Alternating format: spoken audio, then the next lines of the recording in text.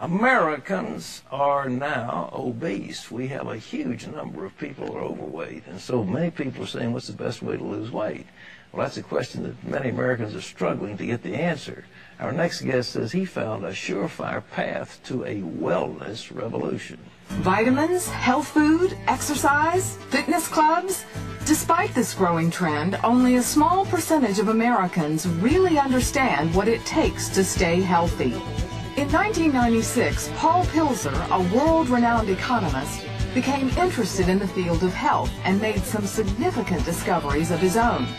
He then wrote the book, The Wellness Revolution. 61% of our population is overweight. And worse than that, 27% is clinically obese. That's overweight at a point where you don't know where to turn. Through his scientific research, Paul found out what you need to know to move from sickness and obesity to vibrant well-being. Paul Zane Pilzer is joining us to share some of his secrets of staying fit. It's in his new book called The Wellness Revolution.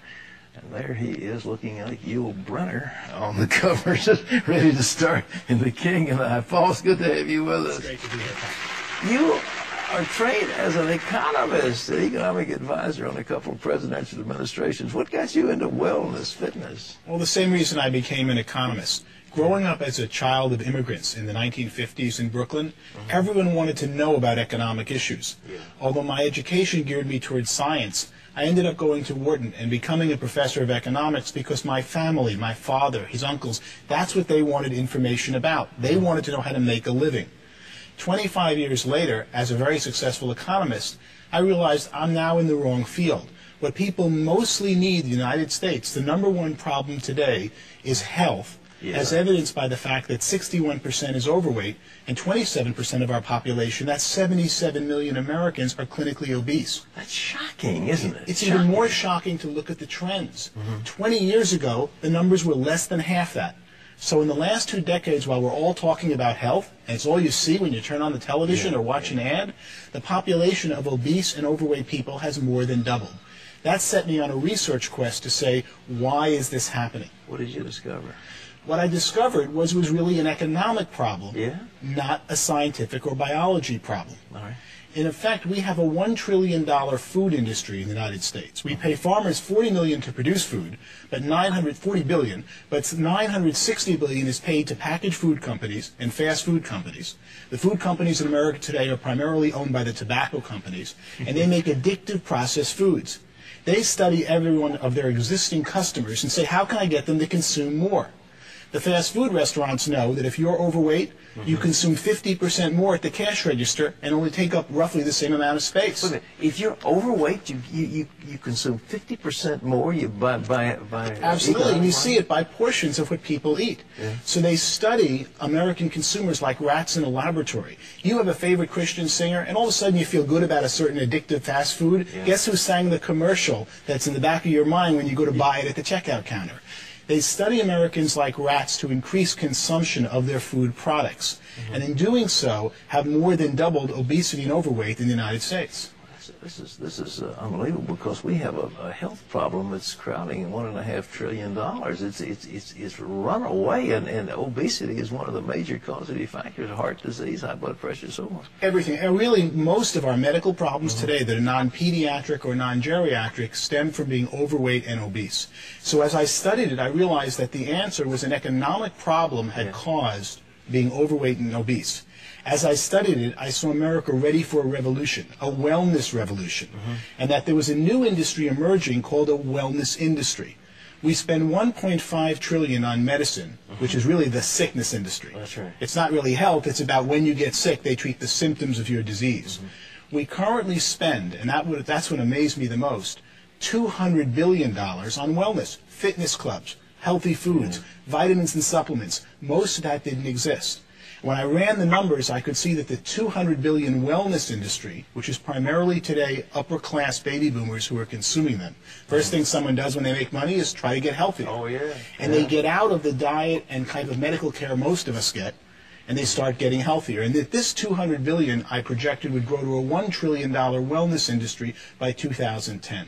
Well, look, are we finding ourselves, on the one hand, we're gorging on trans fatty acids and greasy hamburgers and greasy fries and carcinogenic products. On the other hand, we're out puffing away on treadmills and lifting weights. I mean, are the same people doing these things, or is it a totally different class of people? It is really different people. And so many people who do get on the treadmills are not getting the right information.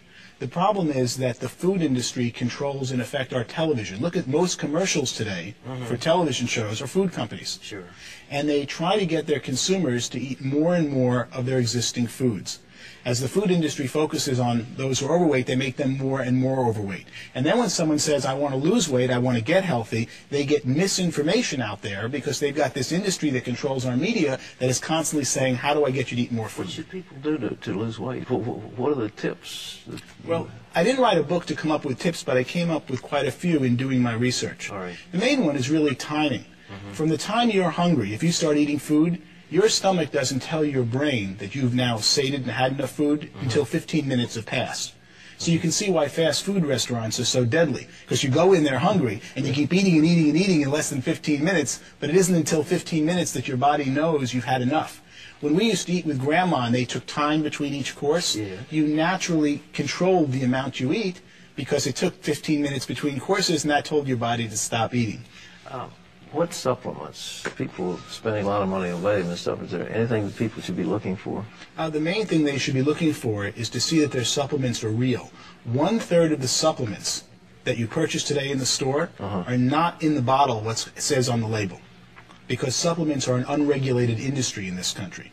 There are several companies that just buy supplements and rate them just for what's in the bottle, and most of the times what you're getting, or about half the times, you're not getting what's on the bottle. So you've got to find a brand that has in the bottle what's on the label. The wellness revolution, how to make a fortune in the next trillion-dollar industry. Where do people make money in this thing? Well, that's what I started to discover. I could see that there were 15 million Americans of 300 million were getting healthier as they aged. You're a great example about that, especially when we see you on television. As you get older, you're stronger, you're better fit. What's going on? It's people who have time to focus on it are seeking out the right products and services to make them healthy. And that's when I could see an emerging $1 trillion wellness industry. One of the most surprising parts of my research was to find that it already reached $200 billion. But if you think of what you now spend on supplements, on fitness, on weight training, and time and money that you never dreamed you even needed 20 years ago. That's exactly right. You are a very typical consumer of this upper crust that's becoming and will become the entire nation, I believe, as this new wellness industry emerges. Well, boy, I hope you're right. But so, ladies and gentlemen, how you could A, be well, and B, make some money at the same time. This book, The Wellness Revolution, where you can get it? It's by Wiley Press. Is it available in bookstores? Should be in every bookstore around the country. Paul Zane Pilzer, thank you so much for being with us. Thank you very much. It's a real honor to be here. Terry?